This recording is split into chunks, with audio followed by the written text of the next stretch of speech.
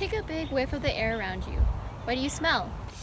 Here I smell freshly cut grass. What you just smelled might have a much deeper and more complex meaning than you think. Perhaps that smell of freshly cut grass actually reminds you of the picnic that you just had with your friends and family.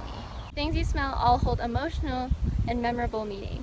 Why? Because your sense of smell and your memories are all intertwined in more ways than one. Let's start off with the basics. Your sense of smell is a part of the chemosensory system, also known as your chemical senses. When you smell something such as this candle, the smell from the candle will travel up your nose and reach your olfactory sensory neurons, also known as your olfactory bulbs.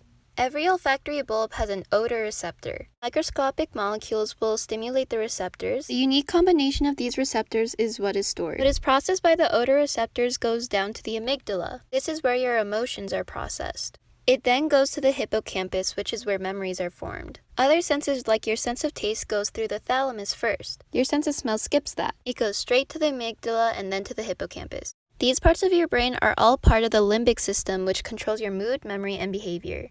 This is why your emotions and your memories are so closely connected to your sense of smell.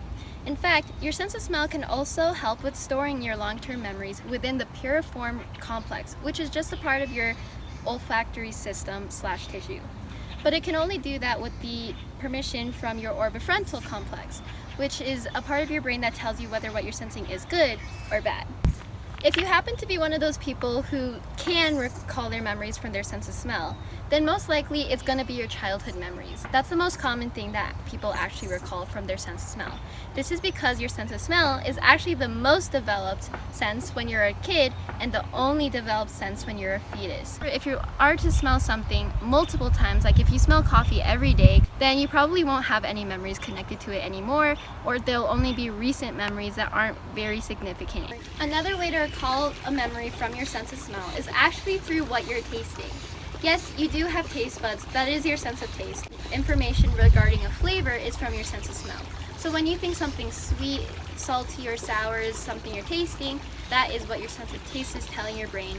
But when it's something like chocolate, vanilla, or strawberry, that's what your sense of smell is giving to your brain. Because of the connection between our memories and our sense of smell, a decline in one can mean a decline in another. That's why an early sign of memory loss or a brain-related disease can be a decline in your sense of smell.